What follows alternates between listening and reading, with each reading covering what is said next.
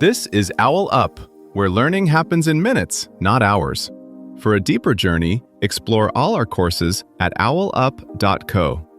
Now, let's dive in.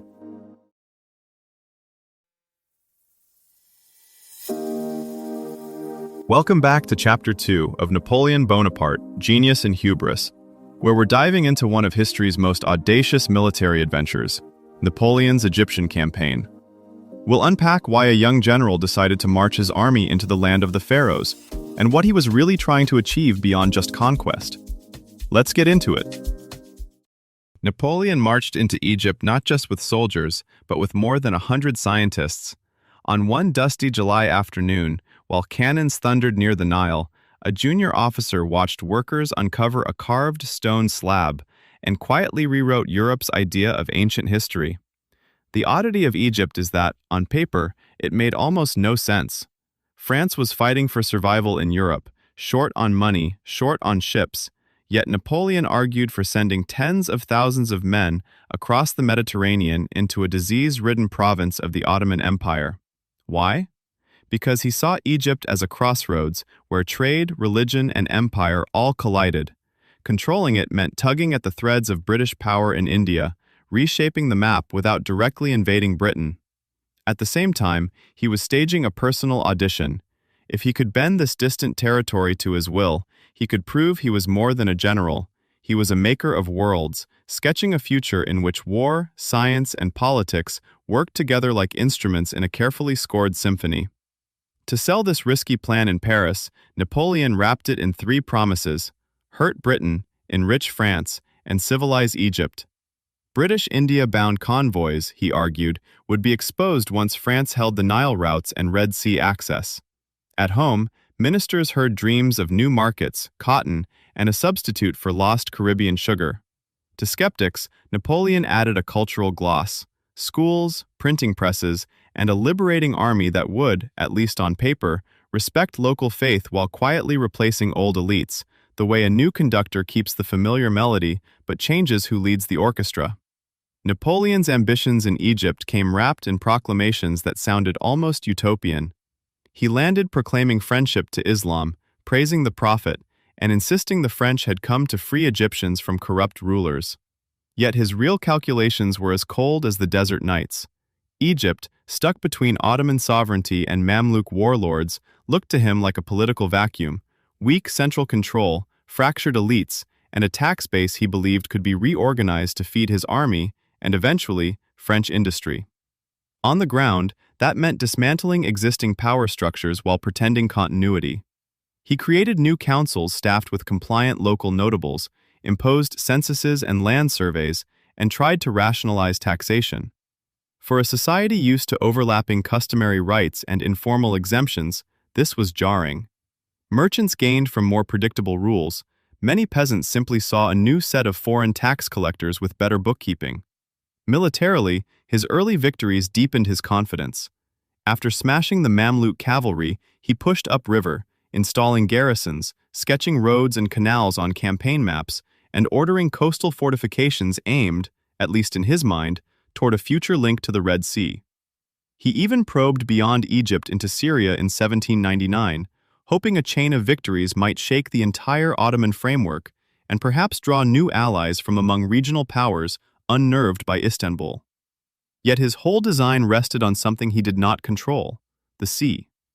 While he redrew administrative districts and staged elaborate reviews in Cairo, British naval patrols tightened their grip.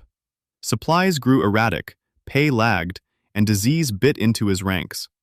Local revolts in Cairo and the countryside exposed how thin his authority really was once the aura of invincibility dimmed. Here, the dual nature of his ambition stood out. Every setback became an opportunity, in his own telling, to turn defeat into narrative. Even as the strategic situation worsened, he pushed his savants to catalog ruins, map irrigation, and draft volumes that would outlast any garrison. He seemed willing to stake thousands of men and France's remaining ships on the chance that a spectacular, risky venture could leapfrog him from talented general to indispensable national savior. Seen from below, the Egyptian project looked very different. Village headmen were pressed to deliver grain on fixed schedules. French engineers diverted labor to repair dikes and canals. Cairo's scholars were summoned to debate theology with a foreign general who quoted the Quran through translators. In the cafes and markets, people learned to read new rhythms, the clatter of printing presses issuing decrees in Arabic, the tramp of patrols enforcing curfews, the sudden silence when rumors of revolt spread. For the savants, daily life swung between curiosity and discomfort. They measured pyramids while soldiers guarded them from locals who suspected treasure theft. They sketched hieroglyphs under a sun that warped their instruments. Many were dazzled by astronomical clarity in the desert sky, yet unnerved by plague outbreaks in crowded quarters. Reports they sent home mixed precise tables of temperatures and crop yields with anxious notes about bandits, shortages, and the oddity of working science under bayonet protection.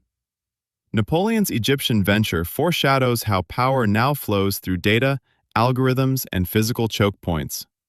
Today's equivalents are undersea cables, satellite networks, and drone-crowded straits like Hormuz or the South China Sea.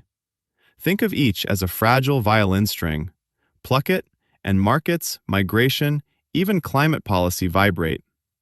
Your challenge this week: map 3 Egypts of the present, where knowledge and geography quietly steer global decisions. Napoleon left Egypt with little to show in territory, yet the venture lingered like a software beta that crashed but quietly seeded new code. French engineers carried home notes on irrigation that later shaped projects in Algeria. British officers, studying his failure, refined their own imperial logistics. The campaign failed as conquest, but as rehearsal, it never really ended.